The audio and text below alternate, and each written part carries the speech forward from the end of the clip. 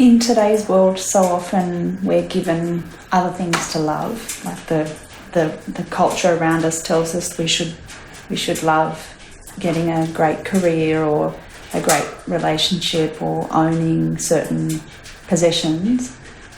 So it seems that that love of the spiritual path must be quite a rare thing in today's world. So how do we actually come to love something that we haven't grown up being taught to love in that way? You see, everything can be learnt. For example, how does a person learn to love, to have a 2-story big mansion? How do they learn to love that? For example, if you go to the indigenous, the original indigenous people, and you show them a photo of the mansion, they won't have any love of it. They won't understand why you want to be in that building every day. They won't understand that, you see. So we learn how to love all these material things, and we learn to give it high value, you see. And therefore, the spiritual goal of happiness and contentment, the achievement of contentment, that goal has very little value. If we learn that material gains is high value, then contentment without material gains must have low value. So it's just a matter of relearning, rewiring. It's just a matter of being more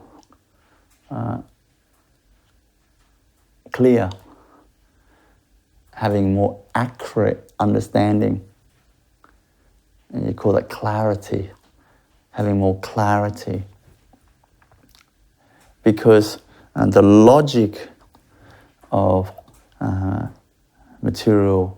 having a lot of material benefits, material gains, the logic that has high value because that you believe that leads to high happiness.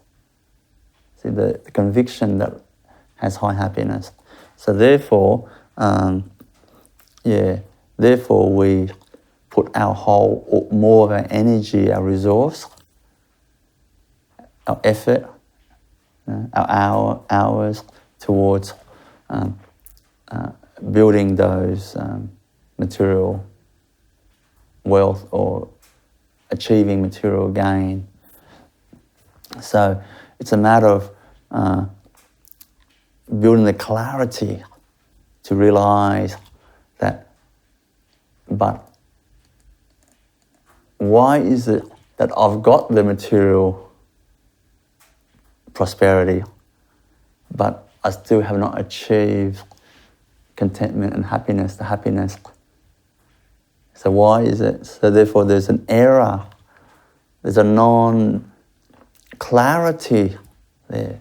It's like someone says to you, look, come with me, I'll show you there's plenty of water, because then you're in the desert, and then you walk 30 kilometers there, and when you get there, there's no water. It's just a ditch with no water. So that means that if you go and then you go back 30 kilometers, and the next day you walk there again to the same hole, same ditch, and there's no water again. And the fact you do it again shows that you have there's an error in the clarity, the understanding that there's no benefit to be gained. See, there's an error in the clearness, the clarity. So it's a matter of sincerely, like scientifically, accurately study and observe to see, does material gain, prosperity, lead to happiness? Does it truly lead to happiness? Like this, we should really look at that. If we're not sure, we should investigate. We should. There should be studies done on all the people who have achieved all material gains, and look intimately into their life to see, are they happy? And then we should look at the people who have achieved the goal of contentment, and then study many of them, and to see if they are happy. See, and then the result of that, we follow the result of that, and so that's clarity.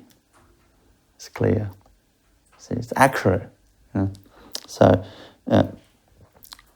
if we grew up learning the error approach, the approach that doesn't lead to actual happiness but nervousness, then when we realize, it doesn't lead to happiness, then we just change our approach. No different to if you're looking for your friend's address and you took the wrong street, you just turn around and go the other street. So there's no different, you just change direction. That is all. So it's just about clarity.